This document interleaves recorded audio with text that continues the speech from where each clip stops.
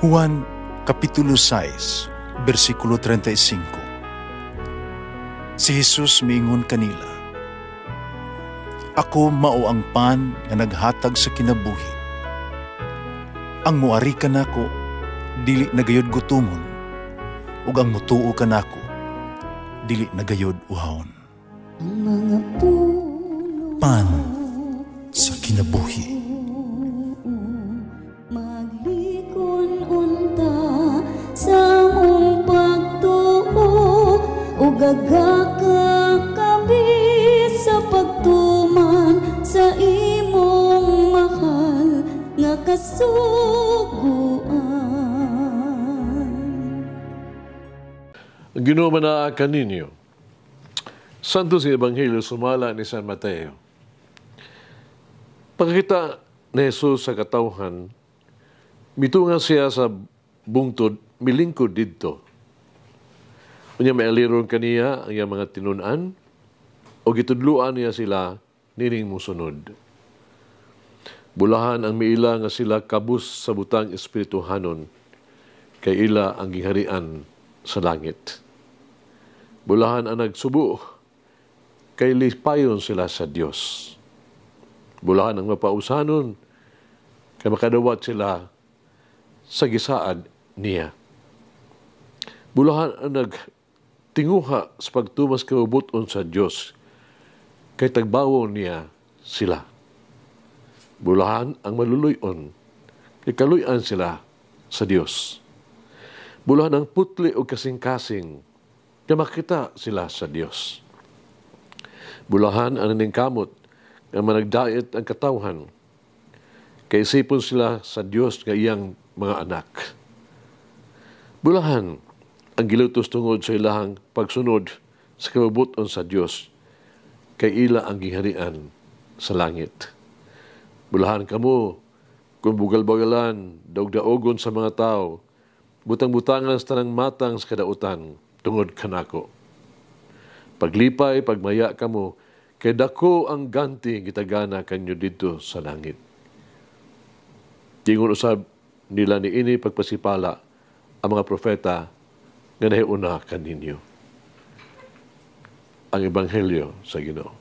Pasalamati ang Ginoo, kay siya maayo, ang iyang gugma mulungtad hangtod sa kahangturan. Pasalamati ang Diyos sa tanang mga Diyos, ang iyang gugma malungtaron. Pasalamati ang Ginoo sa mga Ginoo, ang iyang gugma malungtaron.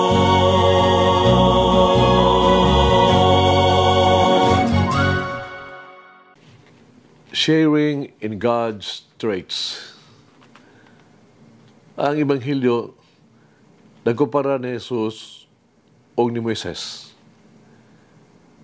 Sa unang 5 ka libro sa daang tugon, the Old Testament, mitunga siya sa bukid aron dawaton ang balaod gikan ni Yahweh, si Moises. Si Jesus mitunga sa bukid aron ihatod ang iyang Magna Carta o ang fundasyon sa iyang mga pagtulunan. Gisugdan niya ang iyang publikong ministeryo, dili pinaagig sa mga hulga o sa mga sugo, kundi pinaagi og mga panalangin. Si Jesus naghatag sa iyang siyam ka mga kabulahanan. Kini usa ka deklarasyon sa karon ug sa maabot nga makahimtang sa kinabuhi. Kini siyam ka kabulahanan nagsugod sa matin-aw nga pulong nga bulahan. Nagpasabot sa pag-ambit sa mga kinaiya sa Dios. Ang bulahan nagpasabot og kalipay. Apan saon sa paggiha magwalipayon ang usa ka tawo kung siya nabangutan, giuhaw, gigutom o kabus. Ang kalipay dinhi nagapasabot sa pagbuhat o pagtinguha sa kabubuton sa Dios. Ang kalipay mao ang pagkinabuhi sumala sa gitinguha sa Dios gikan kanato. Kung buhaton nato ang magpahimuot sa Dios, adunay kalipay sa tuang kasing-kasing. Gibati nato nga kita bulahan.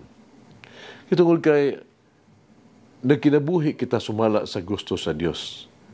Kung kita magbuhat unsay maayo ug husto ug matarong, malipayon ta. Nanuman, kitungod kay nakaambit kita sa kaayo sa Dios. Tu kita mulahutay sa mga kalisdanan ug mahimo o mga sakripisyo alang sa Dios. Kita gyud mabulahan. Sa usang pag-iha, tungod kay gibati nato nga mas suod ug mahal kita niya. Atong ginumala ang ato ang kinabuhi, sumala siyang kinabuhi. Atong gipahiyon nato ang ato ang kaugalingon sa iyang kabubuton ug siya pamamagi. Gibati nato ang usa ka kita usa united uban kaniya ug kana mao'y dakong panalangin. Dili sa gilanon sa mga naghigalang. Padre sila nagtrabaho sa usa ka kompanya. Namatigdan sa higala nga matag higayon makadawat sila sa ilahang binuwan nga sweldo. Ang iyang amigo nga si Roberto kasagaran ugahan gyud usa ka bahin sa iyang sweldo.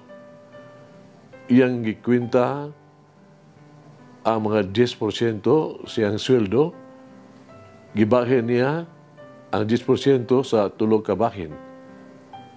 O gibutang kini sa tulog ka sobre. Nungutan na siya nga Ipasabot ni Roberto nga, kana mo iyang donasyon para sa simbahan, sa parokya, sa orphanage, o sa mga kabus. Giyan ko niya nga, gipanlanginan siya sa Dios o gusto niya nga maghimong tinubdan sa mga panalangin sa uban. Usab, dugang papong niya, daghan kay gihatag sa Dios kanako, bawang ako ang ipaambit ang akong nadawat gikan sa Dios. Mga hagit sa kinabuhi. Sa unsang paagiha kita, mabarog at ubangan sa Dios. Makapahayag ba ang Dios na kita usab bulahan? Sa unsang paagiha ako maghimong tinubdan sa mga panalangin sa konkretong paagi, tinubdan sa kalipay sa uban. Mag-ampo kita. Amahan mahigugmaon o matinugdanon nga Dios. Imo ang tanang pagdaig. Gilan namo ang imong kahalangdon. Pasalamat kami sa imong kaayo. Nagluhod ako karon sa imong tubangan, naghangyo kanimo. Nga magtuman kanamo ang imong gusto. Ug unta mahimo unta nga tuloy mo paubsanon, maagkop ug maluluyon, putli ug magmalinahon. Uban sa imong pag-iya, himuha kami nga makasukol sa tanang mga tentasyon, kusgan batok sa mga panglutos, ug mudaogon batok sa lautan. Uban nimo sa imong grasya, panangini kami kanunay, himuha kami nga panalangin usab sa uban. Amen. O Mary, grant me the grace to truly embrace the way of the Beatitudes. Malangin ang Diyos magagahom sa tanan, Amahan, Anak, Espiritu Santo. Amen. May the Lord of the divine mercy bless us all, heal us from all diseases and suffering. Ayun unta niya kita, tanang mga sakit na sa lawas o sa kalag, body and soul.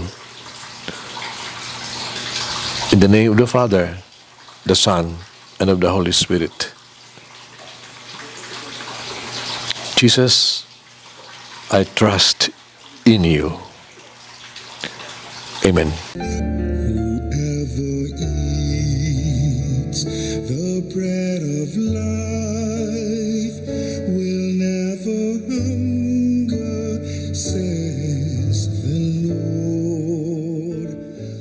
Kay galaan inyong nabati ang pagpaambit ug hamubong pamalandong sa pulong sa Dios pinaagi sa tulumanon.